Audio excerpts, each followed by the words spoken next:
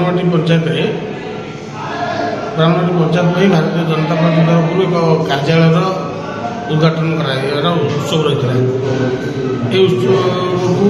ଆମର ମାନ୍ୟବର ବିଧାୟକ ଛବି ମଲ୍ଲିକ ମହୋଦୟ ତାଙ୍କ କରକମଳରେ ଉଦ୍ଘାଟନ କରିଛନ୍ତି।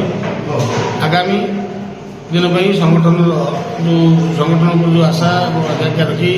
ବ୍ରାହ୍ମଣବାଟି ଗ୍ରାମ ପଞ୍ଚାୟତକୁ ଆସିଥିଲେ ଏବଂ ସମସ୍ତ ଭାରତୀୟ ଜନତା ପାର୍ଟିର ସମସ୍ତ 4 କୋଟି ବୁଥର ମେମ୍ବରମାନଙ୍କୁ ଡାକି ତାଙ୍କୁ ଏକ ବୁଥ୍ କମିଟି ପ୍ରସ୍ତୁତ କରାଇ ସେମାନଙ୍କ ଭିତରୁ ସଭାପତି, ସେକ୍ରେଟାରୀ, ପ୍ରମୁଖ, ସହପ୍ରମୁଖ ସମସ୍ତଙ୍କୁ ଦାୟିତ୍ୱ ଅର୍ପଣ କଲେ।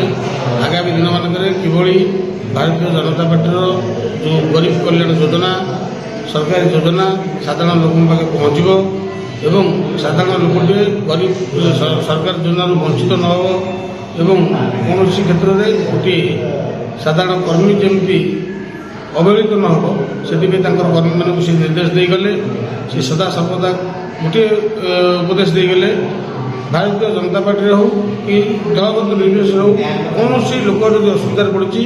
ତା ସହିତ ସମ୍ପର୍କ ଯୋଡ଼ ଏବଂ ତାକୁ ସାହାଯ୍ୟ କର। ଏଇ ଯେଉଁ କର୍ମୀମାନଙ୍କୁ ଯେଉଁ ନିର୍ଦ୍ଦେଶ ଦେଇଗଲେ ତାଙ୍କ ନିର୍ଦ୍ଦେଶକୁ ପାଳନ କରି ଆମେ ବ୍ରାହ୍ମଣବାଟି ପଞ୍ଚାୟତରେ ବିକାଶ ଧାରାକୁ ଆଗେଇ ନେବା ପାଇଁ ସଂକଳ୍ପବଦ୍ଧ ହୋଇ ଆଜି ଏଠାରେ ଏକତ୍ରିତ ହୋଇଥିଲୁ ଏବଂ ସମସ୍ତେ ସଂକଳ୍ପବଦ୍ଧ ହେଲୁ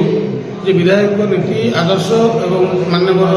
ମୁଖ୍ୟମନ୍ତ୍ରୀ ସମ୍ମାନୀୟ ପ୍ରଧାନମନ୍ତ୍ରୀ ତାଙ୍କର ଯେଉଁ ନାରା ବିକଶିତ ଗାଁ ବିକଶିତ ଓଡ଼ିଶା ସବକା ସାଥ ସବକା ବିକାଶ ଏହି ଯେଉଁ ନାରା ଦେଇଥିଲେ ସେ ନାରାକୁ ଆମେ କିଭଳି ଫଳପ୍ରଦ କରିବୁ ଏବଂ ପଞ୍ଚାୟତରେ ଗରିବ ମୁହଁରେ କିଭଳି ହସ ଫୁଟିବ ତାହା ହିଁ ଆମର